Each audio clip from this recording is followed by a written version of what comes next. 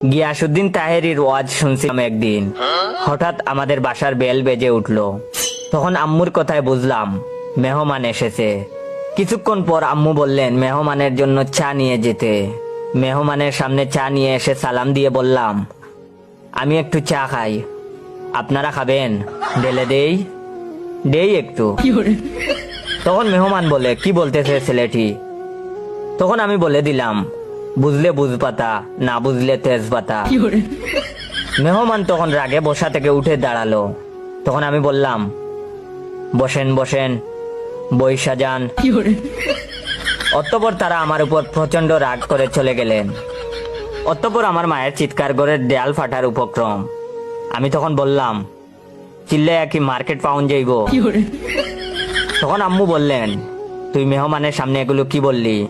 তখন আমি বললাম, আমি কি কাউকে গালি দিয়েছি, কাহারও বিরুদ্ধে বলেছি? আম্মু তখন বললেন, তুই কি কোনোদিন ভালো হবি না? তখন আমি বললাম, হ, আমি তো ভালা না, বালা লইয়াই তাইকো। বলেই বাইরে চলে গেলাম। মা অনবরত আমাকে বকতেই থাকলো। সন্ধ্যায় বাসায় এসে দেখি মায়ের মাথা মোটামুটি ঠান্ডা। ছোট ভাইকে বললাম,